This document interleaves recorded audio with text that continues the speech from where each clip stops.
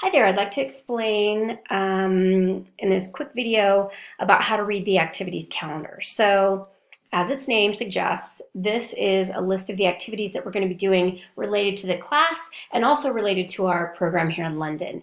So, I've broken up each week into two different types of information. What is not in bold is what we're going to be covering in that class meeting. What is in bold is what's due at that class meeting. So if you look at the very end here, it has a key and it says what is in bold is due that class meeting. C stands for Canvas, L stands for the Literature, a Pocket Anthology textbook. C or L means you can access the text either on Canvas or in the textbook. Any readings with an asterisk, which is this thing, qualify for a reading log. So let's go through these first few weeks. So week number 1, we're just going to be covering these things in our class meeting. Week number 2, we're going to be covering all of these things. And then I'm going to ask that you have prepared for that class meeting this information. So under Canvas, the course information module, I'm going to ask you to look at the Writing Center workshop, Writing About Literature. That's a PDF. I'm going to ask you to just scroll through it. Under the fiction module, The Signalman, I'd like you to read that story. It's by Charles Dickens, and of course that qualifies for a reading log because it has an asterisk next to it.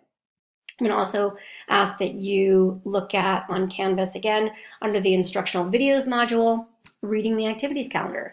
That's this video that I'm doing right now, that you're watching right now. And then under the fiction module, or in the literature textbook on page 54, please read The Story of an Hour and then do a reading log because it has an asterisk.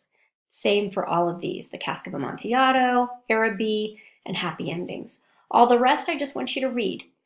And again, you can access all of these texts either in the textbook if you purchased it or on Canvas under the fiction module. I'm also going to ask that you do reading logs if you're in group A, and of course you choose those readings from the ones with an asterisk next to them, and then the fiction terms are due. And I've already talked about it, or I will have already talked about it in week number 1. So I hope this helps. Don't forget that if it's not clear what these different letters and stuff mean in bold and unbold, you can always go to this key, or you can rewatch this video. So hopefully that's helpful.